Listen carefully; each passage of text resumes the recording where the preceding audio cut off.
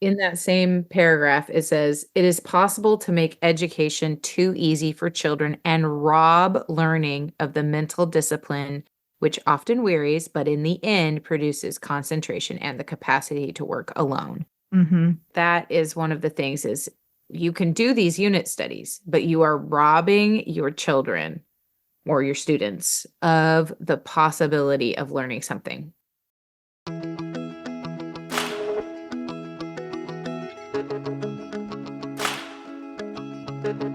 Welcome to Scalay Sisters, where we are cultivating the maximum number of thinking moms we can. This is the podcast for classical homeschooling mamas who yearn for something more than just checking boxes and getting it all done. Scalay Sisters discusses topics that matter to those of us who believe that educating ourselves through reading widely, thinking deeply, and applying faithfully equips us for the task of educating our children. I'm your host, Brandy Bensel. To get my free, almost weekly, mostly Charlotte Mason newsletter, go to afterthoughtsblog.net/subscribe and sign up. My co-hosts today are Misty Winkler and Abby Wall. Misty is a homeschooling mom of 5, including 2 graduates. She writes and podcasts at simplyconvivial.com and is the author of 2 excellent books, The Convivial Homeschool and Simplified Organization. Abby is basically the queen of the Scalay sistership. Abby is a country living farmer, rancher, a loving wife, and mom of 5 who homeschools and reads whenever she can. Did you sign up to do our 5x5 reading challenge this year? If so, you need to join the sistership as a Sophie member and get the accountability you need and the support you want. With weekly check-ins and quarterly Zoom-style meetups, you will be encouraged to continue in good reading habits as well as get fun advice on which book to read next. Just go to scolaysisters.com/sistership and join as a Sophie. That's scolaysisters.com/sistership. Today's episode is on unit studies and why Charlotte Mason disapproved of them so much. You're going to love this conversation. And so, without further ado, let's get to it. Let's start off with our Scalay Everyday. Who'd like to go first? I can. This is Abby. Every year for my book club, we do a white elephant exchange, and it's always very, very fun. And this year, I picked a book from my friend who we have the opposite of reading tastes. Like every time she picks a book for this book club, I'm like, oh, why do we have to read this? And it's not that they're inherently bad. We just super opposite. She likes true crime, podcasts and different things like that. And it's like, that's just not my jam. When I picked out the book, I was like, oh, I really like this wrapping paper. And she told me, she's like, that's mine. I was like, oh no. But that's all to lead up to say that it was a novella. He called it a novella, but it's, 200 pages by Dostoevsky. I guess for him, that is a novella. What? 200 pages is a novella? For him. Oh, for him. Okay, yeah. Okay, so, and it's the double. I've never heard of this. Well, this is super perfect because I am choosing a life of suffering and made a 5x5 category that is Russian literature. So this is perfect, right? I'll just get it right in the beginning because we read them in and then come and discuss them in January, what we read. And then we kind of sometimes, if it's really good, we exchange them again and people can have them. I read The Double. I guess there's a movie and there's other renditions about it, but it is a man named Yakov Petrovich Golyadkin. Yeah.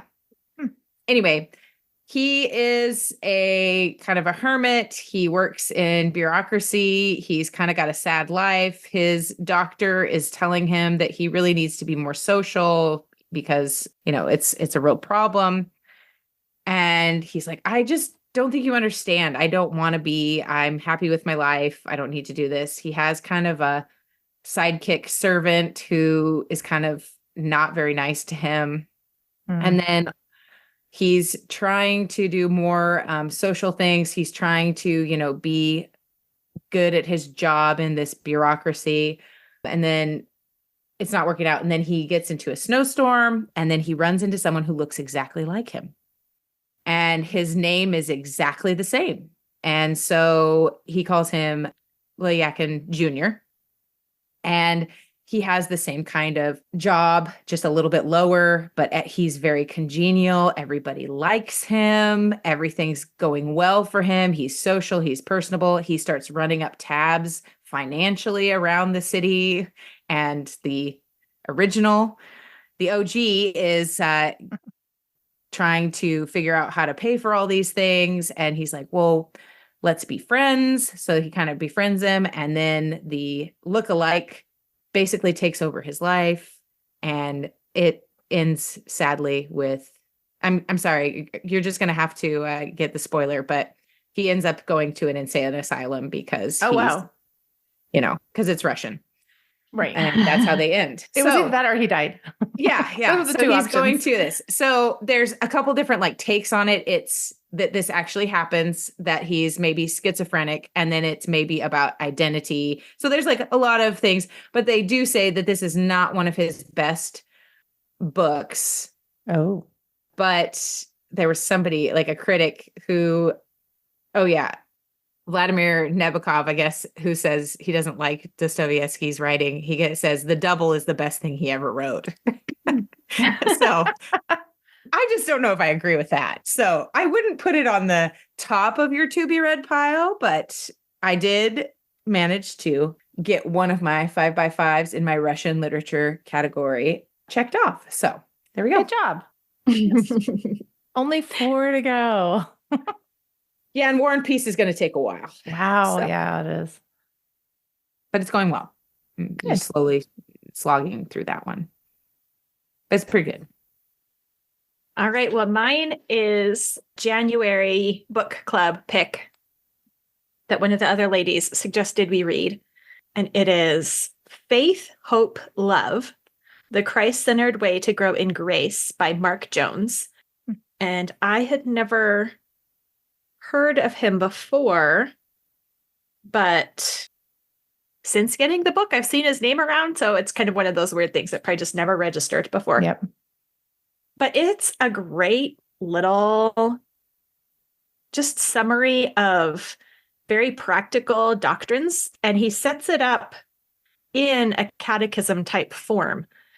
Not that it's for memorizing, but just as a way to start off with the main point. It's like he makes a claim almost that is a summary that you can latch onto, but then develops it in that chapter. And every chapter is super short. So I think this would actually be a lot nicer to just read, not in a single month or in 2 weeks for a book club, but one chapter every morning with morning reading, or in morning time with teenagers. Mm-hmm. Yeah, that's what I was thinking. It sounds like it would be perfect. And so he uses faith, hope, and love, the virtues, as the structure. So it's 20 questions on what is faith, and 20 questions on what is hope, and 20 questions on what is love. And the questions are what is the worst sin? What is saving faith? Where does faith come from? And he's a super clear writer because it's not dense, it's hard, but it's very condensed. He's just saying a lot in a small amount of words. So it was kind of a lot to read, a long stretch at a time. I've needed to get up and now I'm going to go take a drink of water. But to take it in small chunks is really how it's set up, and I would highly recommend it. I wonder about using that maybe this summer with my teenagers. I kind of try to do something different I still do morning Bible with them most mornings, unless they have a job that leaves super early because I have my limits. But I don't know. It's nice to do something different for summer. Yeah, it was very practical. And every chapter is 3.5 pages. So So really doable for reading aloud too. Yeah. Yeah. That's nice. Well, mine, I feel a little weird doing a Charlotte Mason School every day when we're talking about Charlotte Mason. I feel like there should be more Just variety than that. Charlotte Mason all the time. But honestly, since we moved, I haven't had time for much reading at all. So all I've read for are things that I have to read for one thing or another. Like I read for today's discussion. Well, so my book club from home, the one that I've been a part of for, I don't know, a dozen years or whatever, was doing volume 5. And then when I moved here and I found a Charlotte Mason group, they're also starting volume 5. Oh, nice. So I didn't even have to switch gears or anything. So I'm definitely reading Charlotte Mason volume 5 this year. In fact, this is the first time I've ever been in a book club that I didn't lead. Like in my life, I think. I can't think of a time. I really can't think of a time that I wasn't leading the group. I was thinking I need something that really holds me accountable for the material because I've always been held accountable by the fact that I had to show up and ask the questions. In my Charlotte Mason think tank, we're going to be reading through volume 5 together. There you go. So I make sure that I stay on top of it. So I've been reading and we're using a schedule for the book club here that was originally designed by Karen Glass and Anne White because it kind of offers a little bit more variety to read it. So you're reading the whole volume, but you're not reading it in the order that it appears in the table of contents. So even though we just started it, I was reading in part 4, like kind of at the back of the book, but there was a little quote I was going to use just because it has nothing to do with our recording today. But I've been thinking about it ever since I read it, and I can't quite get it out of my mind just because I think you know how there's so many voices on the internet that sometimes it's hard to know who to listen to. Mm-hmm. And when I read this, I thought, you know what? I think this for me gives me permission to just kind of like not listen to certain people. Mm-hmm. And specifically certain people who sound smart. I'm just going to read this little quote. It's from volume 5 on page 294. Before this, she's kind of talking about modern education and what kind of damage it does to people who are, they're educated in this certain way. And she says, this malady of unbelief is common to serious minds, educated to examine all things before they know the things they criticize by the slow, sure process of assimilating ideas. If we would but receive it, we are not capable of examining that which we do not know. And knowledge is the result of a slow involuntary process, impossible to a mind in the critical attitude. And I was thinking about how there are people that I encounter on the internet who it's that whole like discernment ministry thing where everything, the way they approach a book is critical. Like, I'm not saying we should dump our brains and not be critical of things or not think or examine, but the idea of I'm going to approach this thing that I'm reading on the defensive and I'm looking for what's wrong with it rather than I'm reading for truth and I discovered something wrong with it. Does that make sense? There's a different approach going on here. This idea of you can't know if you didn't try to understand first. Mm-hmm. And the critical mind is jumping straight to just like, I have a problem with this. Like I'm thinking about particularly, there's certain authors that they just rub me the wrong way. And I know if I pick up their book, I'm going to read it that way. I'm going to be on my guard and having a bad attitude. And I just don't read them because I don't see how that's like a fruitful thing. I just going through it again and again. And it's like, she never says being critical is wrong. She never says don't be critical. It's just, we need to approach this that we're trying to come to know. First and foremost, we're searching for wisdom.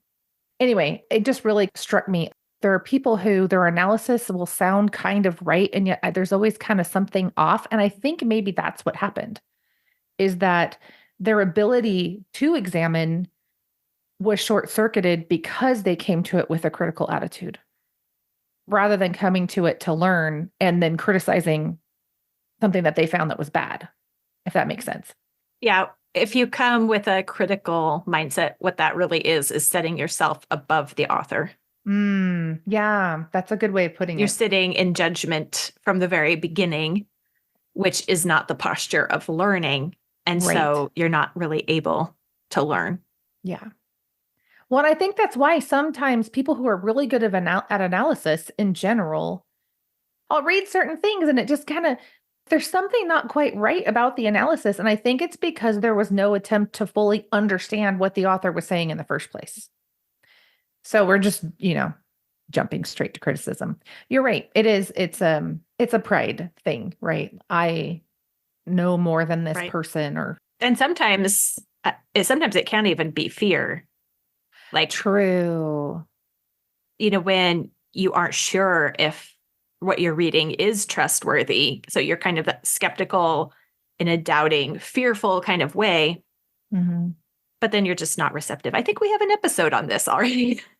The humble pie one, right? That's true. Where I put a cheesecake on the Right. picture. I'll link to that one in the show notes. I would just like to say that I even went back later and tried to find a good pie photo, and the cheesecake was still better. So I suppose we should have named it Humble Cheesecake. But instead, Brandy was humbled because it looks like she doesn't know the difference between a cheesecake and a pie. I love it. It makes my day. On that note, I suppose we should transition to our topical discussion, the reason why we're really here. Which is to talk about more Charlotte Mason. That's right. That's absolutely right. It makes you so excited if you cannot tell. That's right. I'll just try to frame this a little bit real quick. So years ago, we did this episode with Pam that she named learning styles are bunk. And that made us really popular on the internet. And so Misty was like, when we do this unit study episode, we should call it Unit Studies Are Overrated. And then it's like wine and cheese, right? Like these pair nicely together. So so that's what's going on here. We'll see if anyone agrees with us by the end of the episode. But all we're really doing here is mostly agreeing with Charlotte Mason and then adding some of our own thoughts. Because I think Charlotte Mason, I don't want to say she's wrong, but I think she misses an opportunity. I'd be curious what you guys came up with. But I have some things where I'm like, oh, I think she missed an opportunity here to criticize on a different level. Anyway, so she wrote a bit about unit studies. She never calls them that. And I did figure out that later that it was actually after Herbart that any of these were called unit studies. Like that came quite a bit afterwards. They were originally called unification studies. Oh. And before that, he used his weird philosophical words about it. This chapter is from volume 6. It's chapter 7. And the chapter's not called unit studies. It's called How We Make Use of the Mind. So unit studies were built upon the foundation of a philosopher named Johann Herbart. He was German. He lived from 1776 to 1841. I looked him up last night. And she really, she criticizes unit studies, but really she's criticizing Herbart's view of how the mind works and comparing that with how she believes the mind works. And so I thought we could just start because we all read the chapter, and the chapter does go over his views of how the mind works and just try to summarize. Is there a simple way for us to put how he views the workings of the mind and what she has a problem with here? Well, I think the quote in the beginning that is part of the principles, right, of Charlotte Mason's 20 principles says it the best. Such a doctrine as the Herbartian, that the mind is a receptacle, lays the stress of education, the preparation of food in enticing morsels, duly ordered upon the teacher. Children taught in this principle are in danger of receiving much teaching, but little knowledge. The teacher's axiom being, what a child learns matters less than how he learns it. I think that's about as succinct as you can get. He viewed the mind as a receptacle. And if we go up to the beginning part of that, she views the mind as a spiritual organism, she says. Yes. With an appetite for knowledge. Who is she quoting here? So she quotes this, the chapter has some pretty extensive quotes from other works. Mm-hmm. And in true Charlotte Mason style, she hardly ever cites her source. It just apparently that just wasn't a thing. Or she'll cite the source. Like there's one where she says, Professor William James says this, but she does not tell you what work it's from. So who knows? I don't know. Probably someone knows. I don't know. But at the very beginning, there is a footnote here, and I don't know if she added it or what, but it says it's from John Adams's Herbartian Psychology Applied to Education. So I guess he's talking about Herbart's philosophy. And he says, so he's talking about how the mind relates to ideas. And he says, ideas can slip in and out of it, meaning the mind, as they please, or rather as other ideas please, but the soul has no power either to call, make, keep, or recall an idea. The ideas arrange all these matters among themselves. The mind can make no objection. The soul has no capacity nor faculty whatever either to receive or produce anything.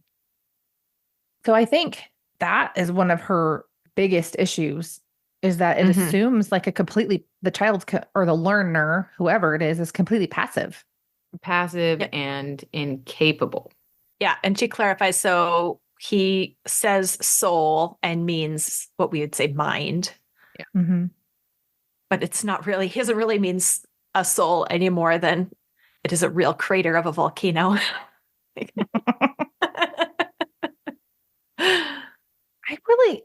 I mean, part of me is like, how could he really think this? When he looks at his own self, does he really see himself as this useless victim of whatever ideas are doing to him? I mean, I'm assuming he believed in this principle, not just for children, but as a general rule of how the mind worked. I suppose he could say there's some sort of difference between the immature and the mature mind or something, but. Well, yeah, he can't be thinking that about himself because of then his application is that a teacher has to do something to the child. And he would be a teacher. And I think that this was kind of in the air during Charlotte Mason's era, which is not around anymore, with an earlier understanding of evolution. Mm-hmm. One theory kind of floating around was that children basically evolve, like they go through their own mini evolution. Oh, right. I forgot about that. Right. So I think that that's why he can look at a child and say they are something completely different, that we have to do something to. That's not the way we are now that we're adults and teachers. And that's one of Charlotte Mason's biggest problems, and why, one of her principles is that children are born persons. That's a really good point. In saying this about children, he's really classifying them as subhuman in some way. Mm-hmm. Yeah. It was interesting. I was trying to find the chapter quickly on Ambleside online. And so I just copied from the notes the like chapter 7, whatever, and the title. And one of the Google results was actually an essay by Maria Montessori, which I did not read. I just read, if I had more time, I would have read it because it seems like it'd be relevant. But just the introduction to this essay written by Mario Montessori. Oh, interesting. Wow. In 1949, so later, here's what he says. Let's see. The present volume is based on lectures given by Dr. Maria Montessori during her training course.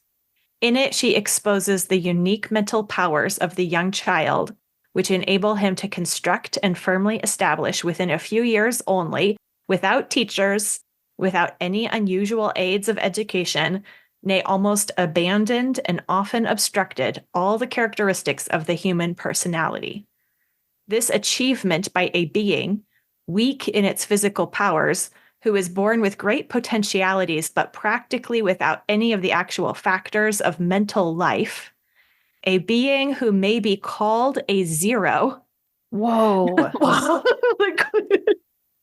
But who, after only 6 years, already surpasses all other living beings, is indeed one of the greatest mysteries of life. Wow. There's so much Yeah, in that I that is know. problematic.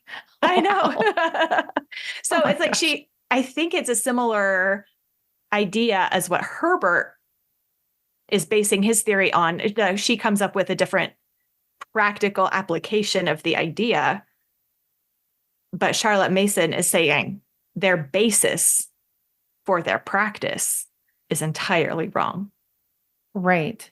Well, that's interesting. She had huge public spats with Maria Montessori. Like they actually wrote letters to the editor in response to each other in some newspaper or something. I mean, I've never really gone down that rabbit hole, but I'm aware that even though I know a number of people who have read some Montessori and they see overlap, which I mean, it makes sense. It's not like there would be no overlap. They're both working with children. I mean, surely they weren't it was not like one person's all right and one person's all wrong, usually in those situations. Mhm.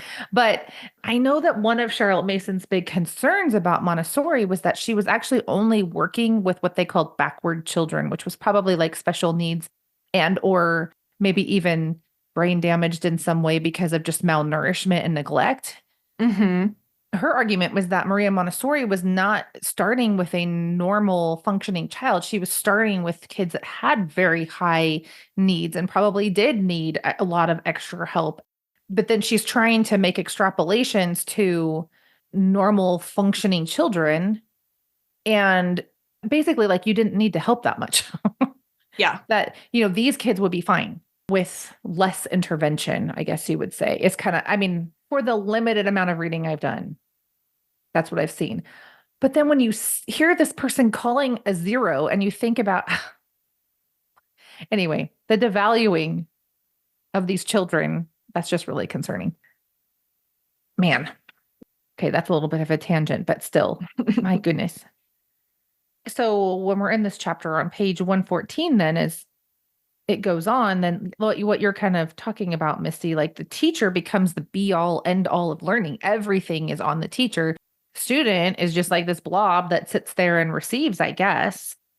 And so she says, the teacher learns how to do it. He has but to draw together a mass of those ideas, which themselves will combine in the mind into which they effect an entrance. And behold, the thing is done. The teacher has done it. He has selected the ideas, shown the correlation of each with the other, and the work is complete. I was just thinking about, to go to one of her other principles that education is the science of relations. It's like, I wonder who was being educated just then. The teacher showed all the correlations of all the ideas. Like, bet the teacher had a great time. Yeah, I love the part. It says it's page 116. The conscientious, ingenious, and laborious teachers who produce these concentration series are little aware that each lesson is an act of la majesté. Every approach to knowledge suggests to the student avenues for boredom, and the children's minds sicken and perish long before their school days come to an end. That is really sad. They're running on a different philosophy at this point. I actually remember unit studies being a really big deal around the time that I had friends in teacher college. But there's so much Mm. emphasis on state standards and state approved curriculum that I don't think teachers were even being encouraged to, because teachers were Yeah, developing their own unit studies. it's now only a homeschooler thing. Well, maybe. I mean, I guess I'm probably not familiar enough to say that entirely, but teachers did find an inspiring creative outlet in creating unit studies. And I think that's all gone. And that's why so many of them are disgruntled. Yeah. Because there is no outlet for their creativity. And even though I would say, like, maybe this wasn't the best outlet, it was one. And they were actually being the teacher instead of being the automaton that does what the state tells them. So I think there was like a difference, even not just in how the teachers related to the student, but how the teachers related to the material. Yeah, they were engaged. Right. And Yeah. they probably were also sharing ideas. I remember I had some teachers who did more of this kind of style, and there was some interesting and fun things. Like, and that's one thing that I think it does do. It can be fun. I don't know if Mhm. you'll remember anything because all of that work, you're not assimilating the knowledge yourself. But I do think that I think that's where a lot of good feelings about schools are created too. Is like, well, my teacher was so fun. We learned a lot, or, but did you really learn a lot, or were you just enjoying the lesson? So was it common? Like, is that one reason why unit studies is popular in homeschooling, is because it might be Yeah. the A holdover. the classroom experience of the parents? Oh, that's an interesting question. See, I was homeschooled. I don't know. My mom didn't have time for unit studies. Ain't nobody got Right. time for that. I wonder, because I'm just thinking so Charlotte Mason, she talks about how some of these like total genius teachers. And I feel like one of my college roommates was that kind. I used to watch her work on creating unit studies for her practice lessons that she was developing for school. And I mean, it really was very impressive, and how into it she was. Like, she was an engaged teacher. And I remember thinking, well, if every teacher was like her, I wouldn't feel so bad about putting my kid in school. But I had a lot of checked out teachers. Mm-hmm. I wasn't all that impressed with the quality of the engagement of the teachers. But I remember just really admiring her. Anyway, so the kids, that were being educated by the people graduating around that time, which would have been basically the 1990s, those kids are now parents.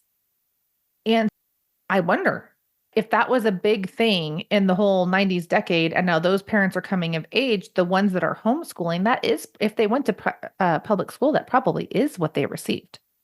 Or at least those were their favorite teachers. Yeah. Could be. And they want to be the favorite teacher. Right. I also think it gives a sense of structure, right? If you have something that you're going to theme it out, and then you can try and draw in all of these different things, right? We can do history, we can make this math, and it's you creatively thinking about things, even if it is, wrongly directed. And it's not a dry textbook. Yes. Like, right. if you say, okay, we don't want the textbook approach, what are the other options? Right. It looks like the opposite, and therefore better than textbook approach. And for people who are like crafty moms, this is like their dream come true, right? It's fun and crafty, and they can go into the kitchen, right?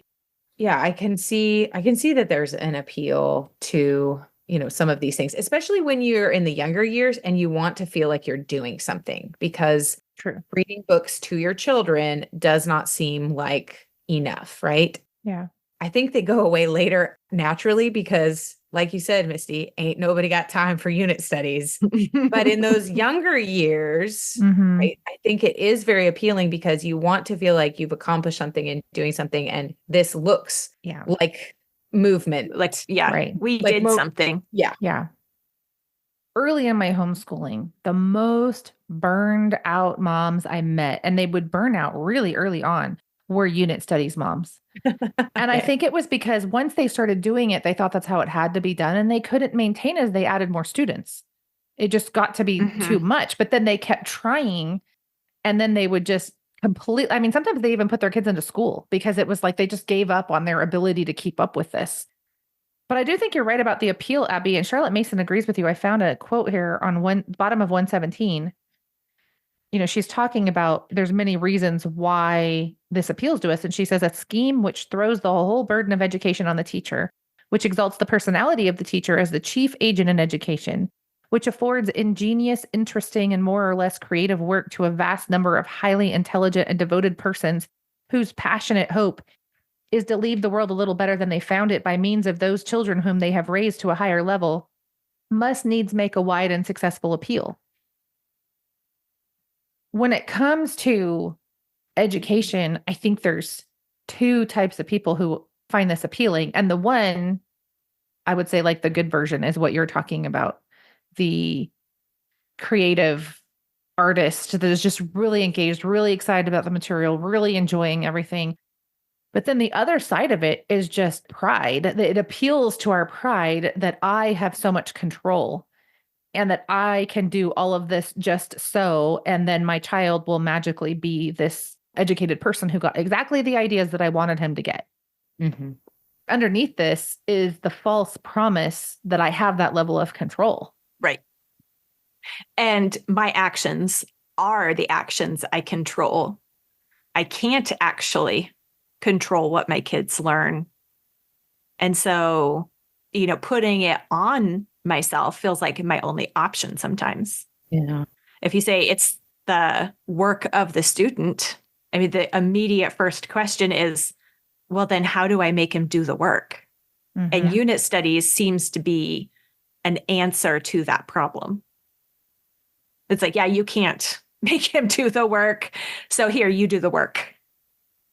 I mean, really to talk about the work on 119, she talks about this. And I was really intrigued by this because for whatever reason, the first couple of times I read this, I didn't really catch that part of it. She says he might have been taught in school to utilize his powers to come into the enjoyment of the fine mind that is in him. But in schools, and then she quotes somebody named Patterson, there is too much learning and too little work. And then a little bit farther down, same guy says he is rarely left to himself with the book in his hands, forced to concentrate all his mind on the dull words before him with no one at hand to explain or make the memory work easier by little tricks of repetition and association. So it's like this idea of, see, we feel like we're doing nothing when we do that kind of thing, when we leave them to their own devices with the book and tell them to figure it out. And yet he's saying that is their work. I mean, I don't think this is like, so he would never give a student any help, but just trusting that they can figure it out if they just try.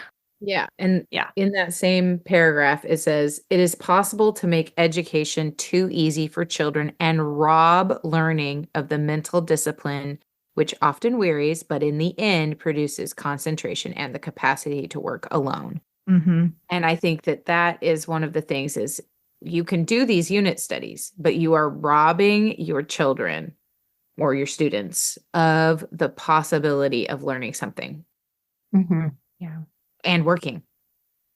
It is interesting how it's so much more satisfying to make a connection for yourself, even if a million people made it beforehand, even if a million people before you realized that Aslan was a parallel to Jesus. When you see that for yourself as a little kid, because nobody told you and they let you figure it out, it's so much more satisfying than having had someone tell you. Well, and even on the doing the work, okay, so this isn't unit studies, but it's uncomfortable, particularly for moms, to see their job as just ensuring the children do the work.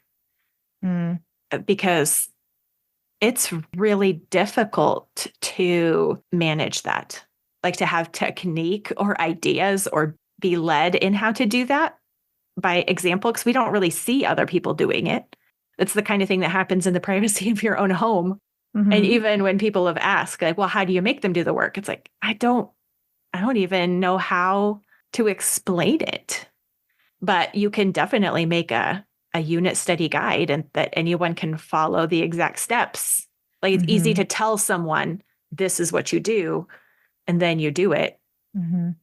But that gets more and more infeasible, or maybe the weakness of the unit study model is also shown, not just the more students moms get, but then the older that the students get, because like Abby was saying, when the kids are little, like if we're talking 6 or 7-year-olds, they don't need all that work in the first place. Like it is just about good books, but then that doesn't feel like enough to the moms. And it's like, okay, well, you're doing a unit study for yourself. And Charlotte Mason's saying, like, yeah, the learning and the excitement is the teachers, not the students. There might be a time in your homeschooling journey where you as the mom do need that excitement of learning for yourself first, because a mom who isn't excited to learn is going to have a lot harder time making her children learn. Yes. But then you get to an 11 or 12-year-old, it doesn't matter how much mom is working. There's just going to be pushback, and you don't have the resources to help your child through that. It's similar. Maybe it's similar, maybe it's not. But I have an 11-year-old right now who sometimes does not want to do her math.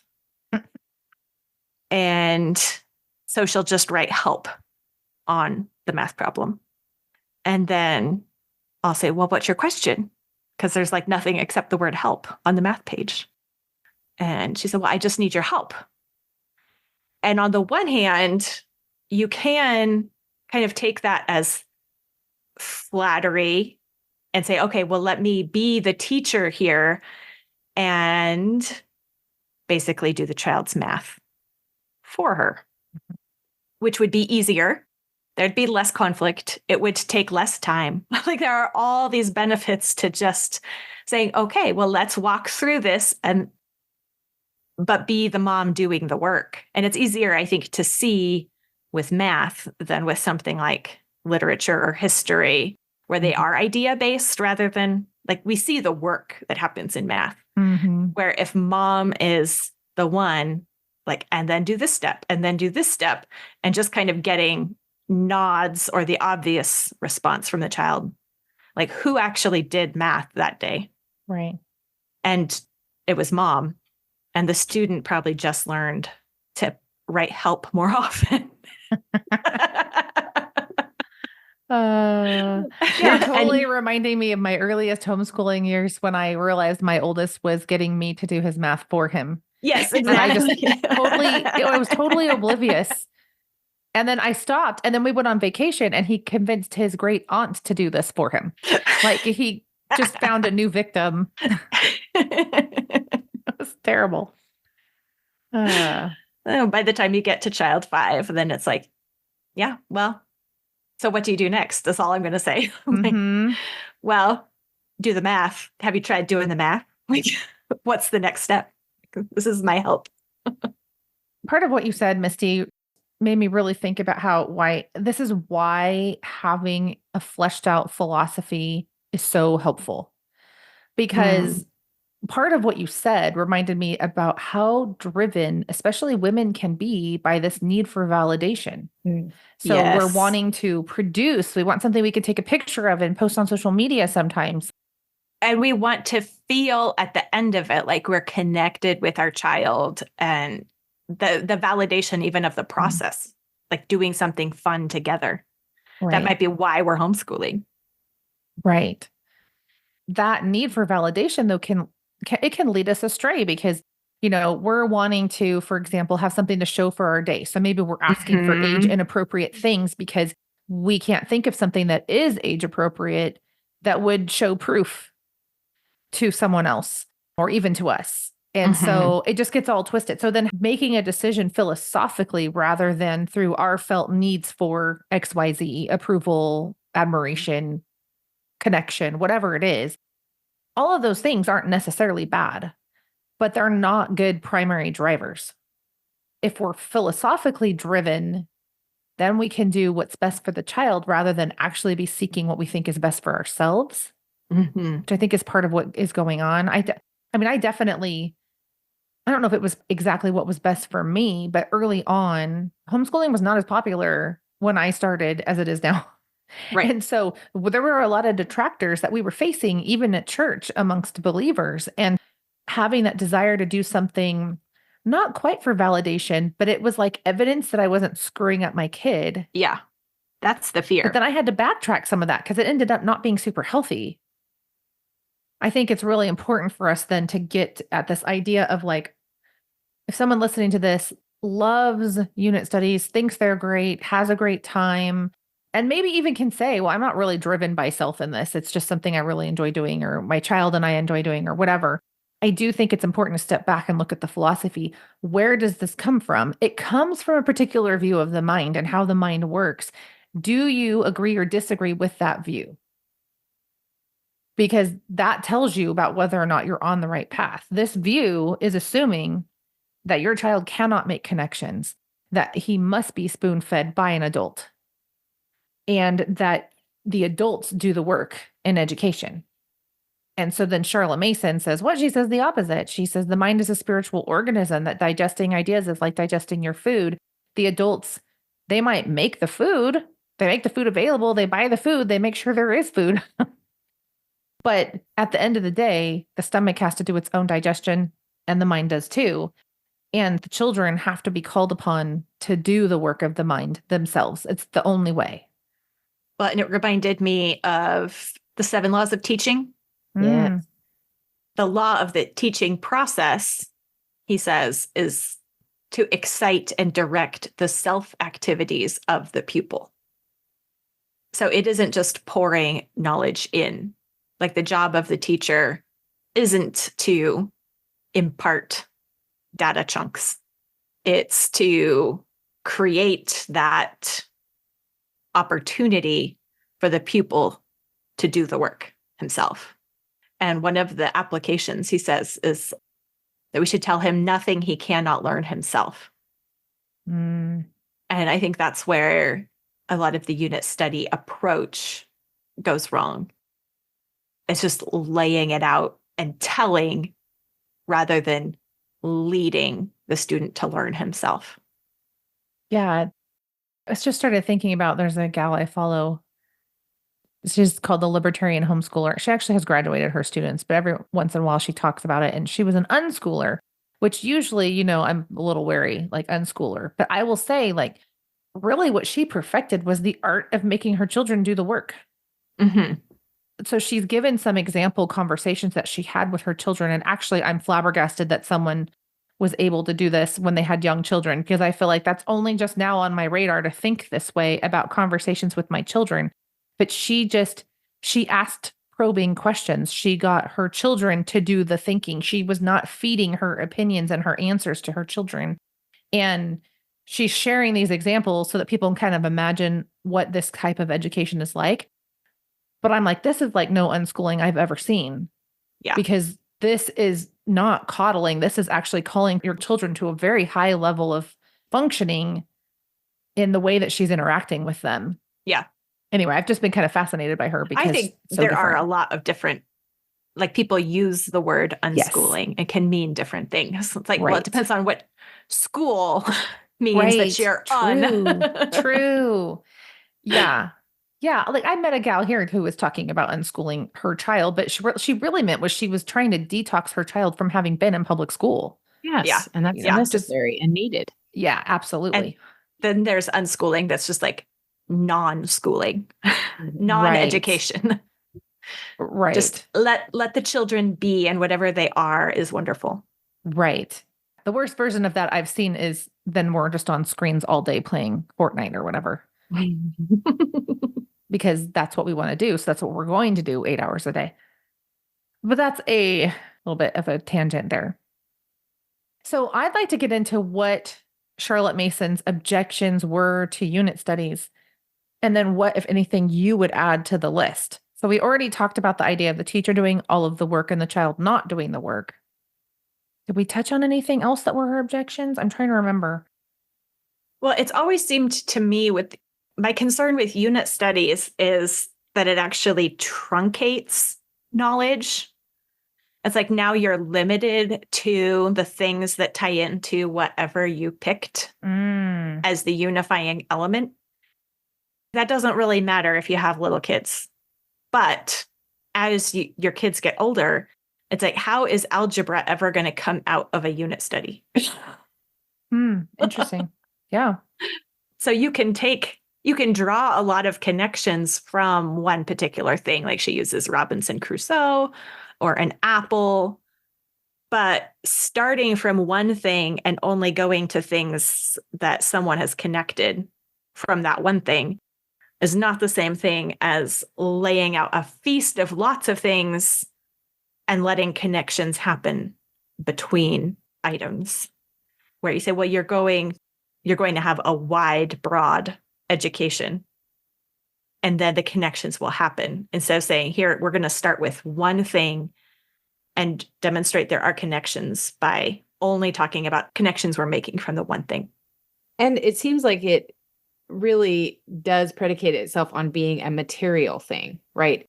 It doesn't really account for anything other than kind of this materialistic view of life, right? You said apple, and you can have maybe a book, something that's the unifying principle, but it does seem to be that it's not going to be able to do something like, okay, I'm going to put love as our unit of study, and I just don't know how you would Like it just seems that it just feeds off of material things. Like we would have to have something to do it. It's not something you can just meditate on or bring in different sources. I don't know, but that's Yeah. Well, or I mean, I think most Christian unit studies for homeschoolers do try to bring in some element of virtue, character stuff okay. with it. But I It's very tend to think artificial. it's then, yeah, pretty artificial. Like it's not really a living idea since the child hasn't seen the connection for himself. It's just like Mhm. told as Yeah. lessons. And that's not how we actually help our children to love and be attracted to the virtues by just giving them kind of preachy, artificial connections to things. Mhm. Something you were saying, Abby, reminded me of this teacher I had in high school who gave assignments that I feel like were maybe a little bit like a unit study, but it allowed us. Okay, so one of the things about this is that it's really enjoyable for the teacher, right? If you're at all interested in what you're teaching, then this is really fun and you're making all these connections or whatever. And he assigned papers that kind of came across like that. Like I remember writing a paper that was on like friendship or something. And so I was supposed to connect all these different resources and he had like a number of them that a set number we had to have as a minimum. And so I remember like reading all these books and drawing all this stuff together. And so it was an opportunity to make all those connections. But for me, he didn't design a unit study, he designed an assignment. Mm. And then you had to do the work. Right. So I'm thinking like there's a way to leverage this thing. Like there's a reason why the teacher finds it satisfying. Mm. True. And because of how he did it, like for example, I did love, I remember a friend did war. We were actually making connections about big ideas. It was not this like Yeah. Apple thing. I mean, some of it's because we were older too, but still. Right. Which is the time where our students have the ability and discernment to make those bigger connections Right. for themselves. True. I think for me, at least, when I've listened to Charlotte Mason's objections, I feel like she walks right up to the level of saying the objection that I'm going to say in just a minute. But like she never fully spells it out to the point where I'm like, I don't know if she implied it. I think she didn't. I think she could have implied it. And I feel like it's a missed opportunity. So, specifically with her Robinson Crusoe, for anyone who's not familiar with the chapter, she spells out an example unit study and it's on Robinson Crusoe. That is the spine text, and everything's supposed to connect to that, whether it's building a raft or whatever. But all of these activities are supposed to tie back to Robinson Crusoe. I feel like one of the things, and this is sort of building on what you were already saying, you guys, Robinson Crusoe, at the end of the day, is about someone who lived in rebellion to his parents and was not a believer. And God had a very severe mercy on him through the discipline of being shipwrecked for like decades. But that was the grace of God because through that, he became a Christian and he repented. It's a fun book to read as a kid because there is the desert island and catching goats and making raisins out of grapes and all this stuff. There's all of these trappings of adventure that are in it. But when you're making these types of things, what you're losing is that central idea of what Robinson Crusoe is even about. It's not actually about a desert island and it's not actually about milking goats or making raisins, as interesting as all that is. It's a story of repentance and a severe hand of God to help bring you to that point. So I just feel like if we're not careful, things like this can also really miss the big ideas that are in specifically in literature. Mm-hmm. It's kind of a shame to turn Robinson Crusoe into a desert island story. Like that's just the setting for what's going on. Yeah, you're making it into something that it was never intended to be. And so that's not really respecting Right. your starting point either. I mean, I wonder about the mind that is then trained to think this way. So presumably, I don't know. It was interesting actually in reading this. I think they were teaching Robinson Crusoe without reading it, actually. Because then it talked about, like, we're talking about Robinson Crusoe. And then at one point she talks about reading, like excerpts of a children's version or something. So I think they weren't even using the book. They were using kind of like a one off or maybe even worse than that. So there was that part of it, which sounds so like public school today, right? Yeah. We're going to learn It's the dumbing down, right. right? Yeah, so that's not new. But I'm thinking like even if we had them, or actually maybe it's even more dangerous if we did have them read the book but do this type of a scheme, because we're actually training the mind to focus on these kind of like shallow details Mm. Miss the instead bigger of point. instead Not of the like essentials. looking deep into what is the meaning of all of this. Like why would someone write this thing? It's not an action novel where the point is the action of being shipwrecked. I mean, there are books that are like that and those are fun, but that's not what this is. Well, I think she is actually saying that in the apple example. I think that you are True. drawing it. I think you agree with her. I think she actually did say it because she Okay. says, we read elsewhere of an apple affording a text for 100 lessons, including the making of a ladder in paper to gather the apples. But alas, the eating of the worn out apple is not suggested. It's like the one thing that the apple is for is Yeah. the thing that you're not doing. Right. That's a good point. I hadn't made that connection, but you're right. She could have gone through and said it again with Robinson Crusoe, but maybe that would have just been repeating herself. And I just missed it the first time. So I feel like the good news about thinking this way is that homeschooling can actually be a lot easier because you can just read a bunch of books on a bunch of different things, do math, do Latin, do grammar, whatever. And like these connections will happen organically as long as we do things that hold the children accountable for the work in such a way that they have to stay engaged with it, right? Mm-hmm. Mm-hmm. And that's actually an easier way to homeschool, especially if you have a large number of children. Yeah.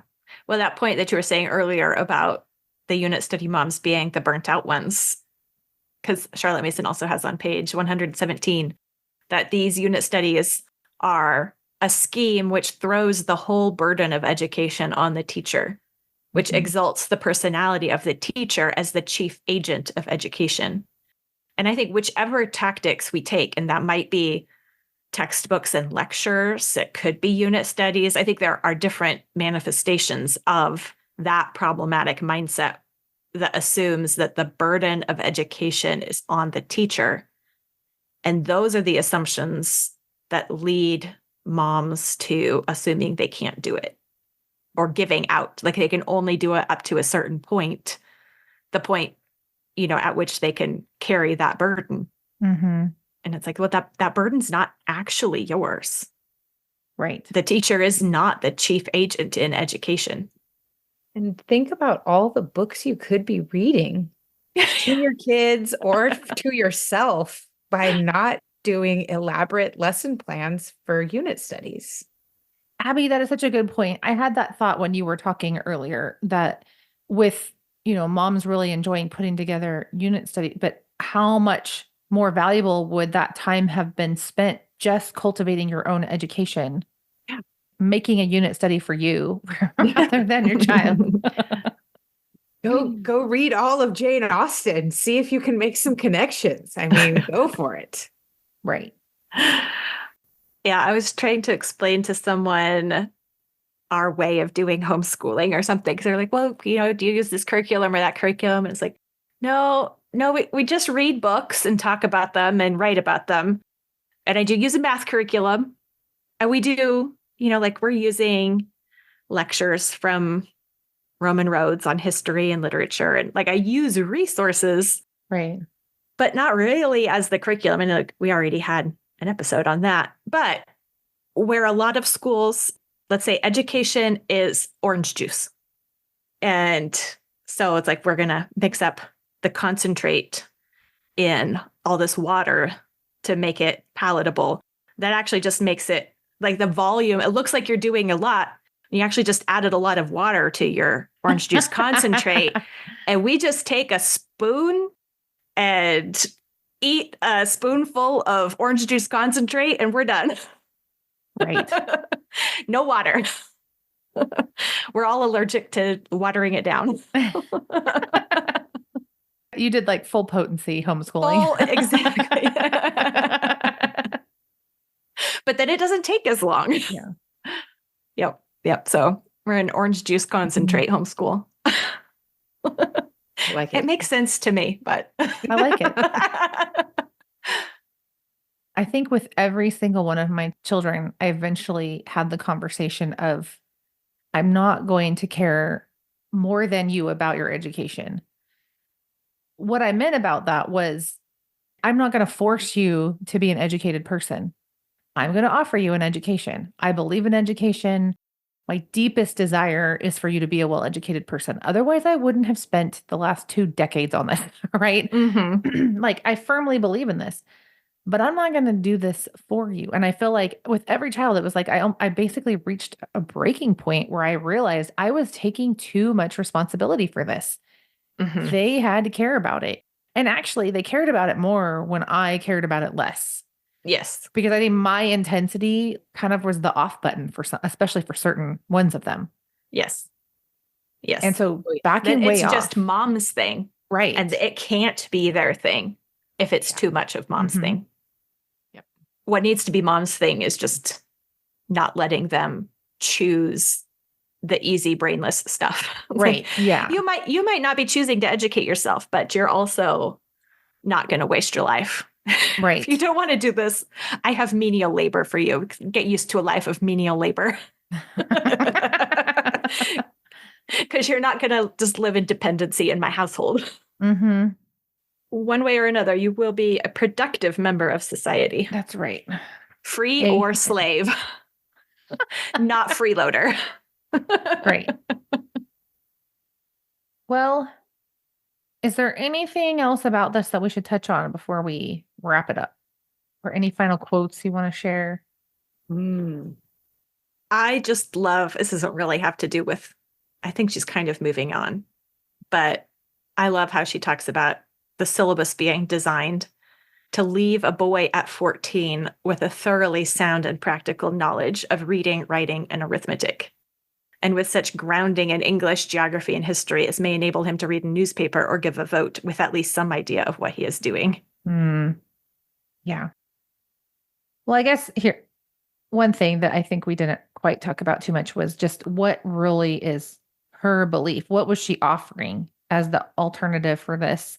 And on 117, after saying mind is a spiritual organism, he said mind is a receptacle. It's just like this Yes. empty vessel that someone else has to put stuff into. She says it's a spiritual organism. And so then she says, by an analogy with body, we conclude that mind requires regular and sufficient sustenance, and that this sustenance is afforded by ideas we may gather from the insatiable eagerness with which these are appropriated, and the evident growth and development manifested under such pabulum. That children like feeble and tedious oral lessons, feeble and tedious storybooks, does not at all prove that these are wholesome food. They like lollipops, but cannot live upon them. Yeah. I love that. It really does make it as simple as you say, Misty. We read books and we talk about them and we write about them. Well, in that trying to discern what metaphor for education are we operating under? Are we operating with mechanistic understanding of what's happening? Whereas like, okay, I put this in, I get something out. Or are we operating with that organic understanding, the living, breathing, human understanding? I think that's a great thing for people to ask themselves. How am I defining all of these things? We talked about children being born persons and we talked about the definition of mind and how it works. And, how are we answering all of these questions? Is what we're doing actually a reflection of what we say we believe to be true? And if it's not, then why not?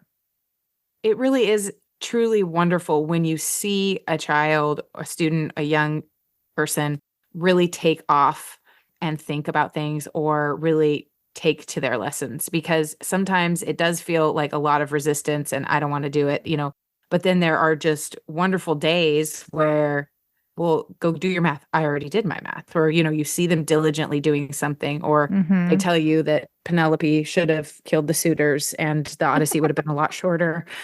But we had a long discussion about that. But it's like, those can't be in a unit study and those can't be pre-digested. Like there really is fruit to doing it this way. Right. Even if you think, no, that's not how Penelope is. That's not a good reason. Maybe your child has a future of writing alternative endings. I know. I was thinking fan fiction. Right. Yeah. I think she would have been a lot better if she would have done that, is the strong opinion. I love it. Yeah. Well, thank you both for joining me for our first recording after my big move. I appreciate it. I'm glad you guys came. We did it.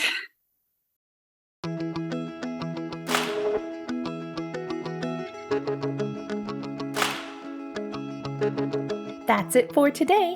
Thank you so much for listening and being a part of the sisterhood of the podcast. Please make sure you are following us in your favorite podcast player so that you don't miss our upcoming fantastic episodes. If you enjoyed today's episode, share it with a friend and then discuss it with her. This is a great way to continue the conversation. All of the books and things we mentioned today are linked in our show notes. Just go to scolasisters.com/SS135 to check it out. Don't forget to sign up for a Sophie membership and go deep with your 5x5 challenge by finding some reading camaraderie. Go to scolasisters.com/sistership and sign up for the Sophie membership. Our next episode is the third in our 4-part Charlotte Mason series that we started last season. This one is on moral training, and we think you'll find it super interesting. Until then, we want to remind you once again that homeschooling is a marathon you needn't run alone, so open up your eyes and look around you. Find your sisters. It's fine. No, it's fine. I'm sure she likes this one because we're going to be all... anyway, I'm like, we're going to be snarky. No. Critical. Even? That's right, critical even. And set ourselves above this German philosopher. This episode turned out way better than I thought it was going to be.